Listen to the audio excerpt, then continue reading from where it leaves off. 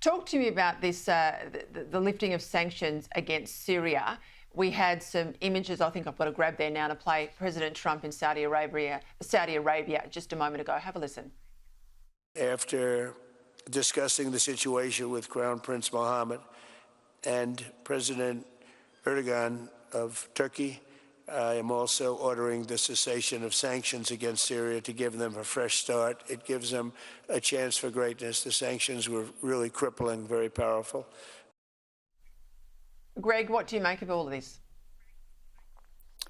Look, I think this is a very perplexing trip from the president. Very perplexing.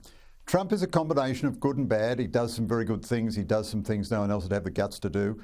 But there is now a weird instability about American policy. He's back and forth on China every minute. I think that played into our campaign. Very hard to take a sensible, hard line on national security for us if our big superpower partner is flip-flopping all the time. His organisation, his commercial organisation, has got 1 million deals going with all these Arab dictatorships.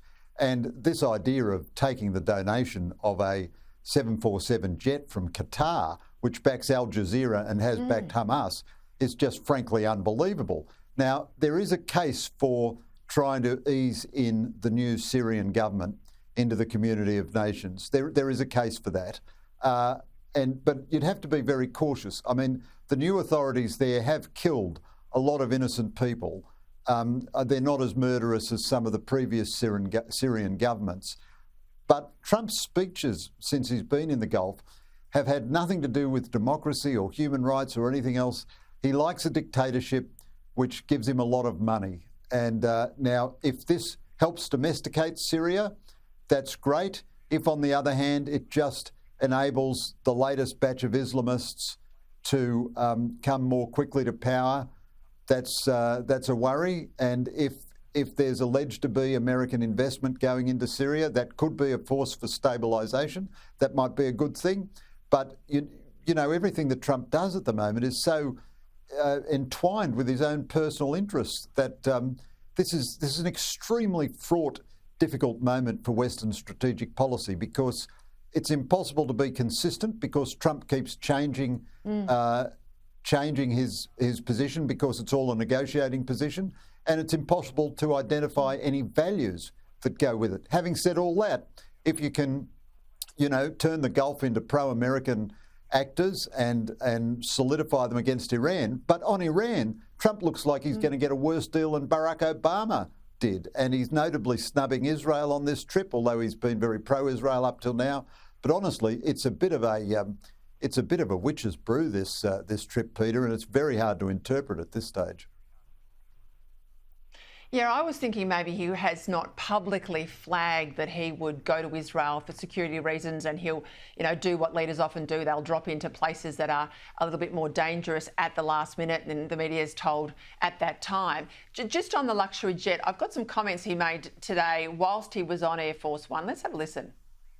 The plane that you're on right now is almost 40 years old. It's much smaller. It's much less impressive as it is. Some people say, oh, you shouldn't accept gifts for the country. My attitude is, why wouldn't I accept a gift? Now, a few things here. Of course, when he leaves the Oval Office, he's taking that plane. You wonder what other strings come with the aircraft. You wonder how, well, it'll be bugged to its eyeballs, but, there'll be bugs on there and things on there that they will not know and not be able to take out. It'll potentially have tracking devices to know exactly where the US president is at any given time. But, I mean, those comments he made about just the bravado of being on the tarmac and having the biggest plane in the lineup, I once heard a US Secretary of State, who will remain nameless, say, I'm just really embarrassed that our plane is so ordinary. And I just think this is ridiculous, this sort of stuff. Yeah, Peter, you're 100% right. I mean, you're bang on. It's just incredible. I mean, if you put this in the script of a comic novel, I wouldn't believe it. So there is the United States, responsible for more than a quarter of the world's GDP, the most powerful nation the world has ever known. And it needs to go cap in hand begging to an Arab dictatorship which supports Hamas and supports Al Jazeera in order to get a plane for the president to fly in.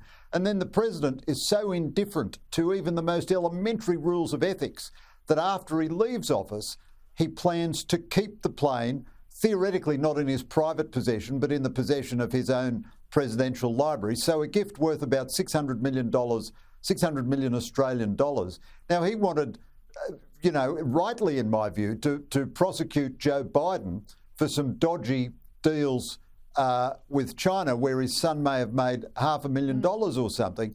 This is just sort of in another ballpark. And then even at the practical level, apparently it's going to take months, if not years, for American security to fix up the plane, to make it habitable, properly usable as Air Force One. And the President of America has to fly in a plane donated by Qatar? I mean, I could understand that if he was the President of Sudan, but it's beyond parody. Plane envy, mate. Plane envy. Plane envy, and of course the Boeing planes are made in Washington, in the state of Washington, in Seattle anyway. So it's just nuts. I'll leave it there, Greg. Thank you.